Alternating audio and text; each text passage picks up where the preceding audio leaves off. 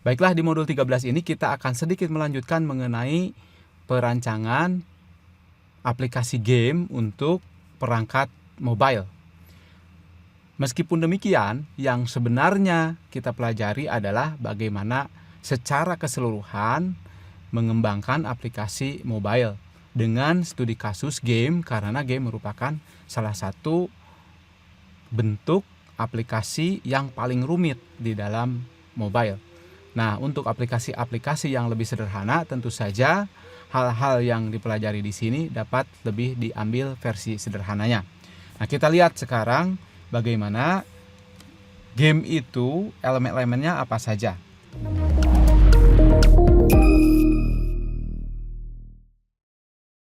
Nah, kalau kita berbicara mengenai jabatan di dalam sebuah tim pengembang game, setidaknya ada beberapa keahlian di sini ya, ada 6.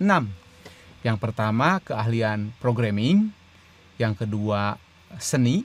Kita lihat bahwa begitu banyak seni musik, seni suara, seni bicara, seni visual, seni video ya, sinematografi. Kemudian testingnya, kemudian producing, audio, dan desain. Jadi demikian banyak hal-hal yang terlibat di dalam game industry.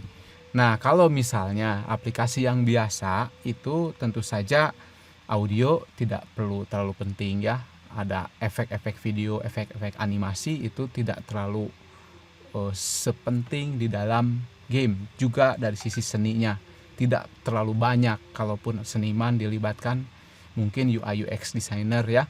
Tetapi kalau 3D dan lain-lain kan tidak diperlukan. Nah, programming jelas ya, ini semua perlu. Oke. Nah, bagaimana kalau kita ingin sukses di dunia industri? Ya, kalau bagi programmer minimal mengetahui pemrograman dengan Java atau C++. Tapi kalau 3D ya banyak menggunakan juga bahasa C ya.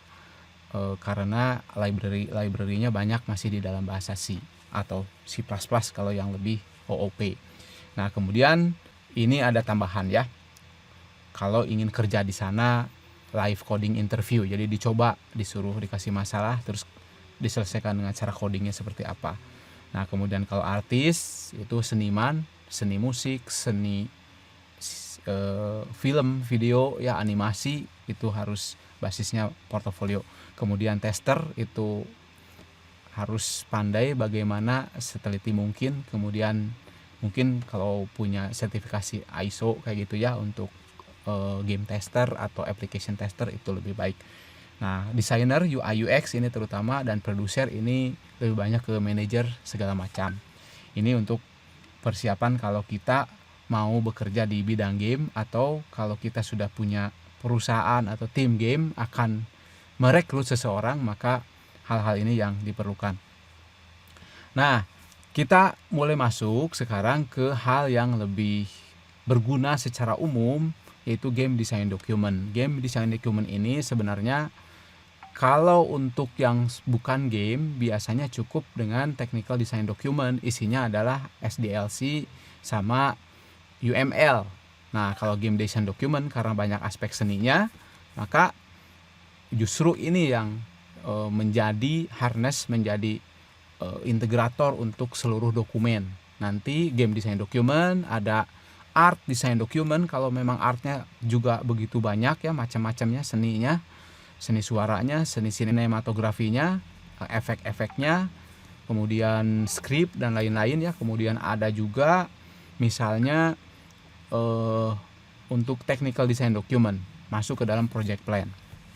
Nah, game design document ini isinya setidaknya ada game konsep ya, brainstorm, delegate design, managing the design document, 60 seconds of gameplay, core gameplay, walkthrough. Nah, ini konsep-konsep kadang-kadang harus dibuat animasinya dulu ya supaya terbayang. Kemudian cut features before considering schedule. Jadi kalau ada hal-hal yang sangat penting untuk trailernya, nah itu perlu dibuat dulu.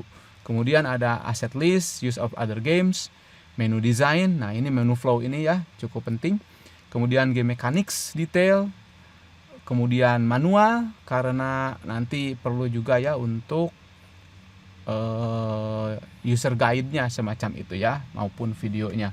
Kemudian konsep sketches and art style guide ini untuk model-model aset-aset 3D misalnya. Ini contoh-contoh dari game design document. Nah, karena kita asal tahu saja, kita langsung masuk sekarang ke technical design document. Nah, technical design document ini adalah lebih kepada bagaimana kita menggunakan SDLC dan UML isinya ya.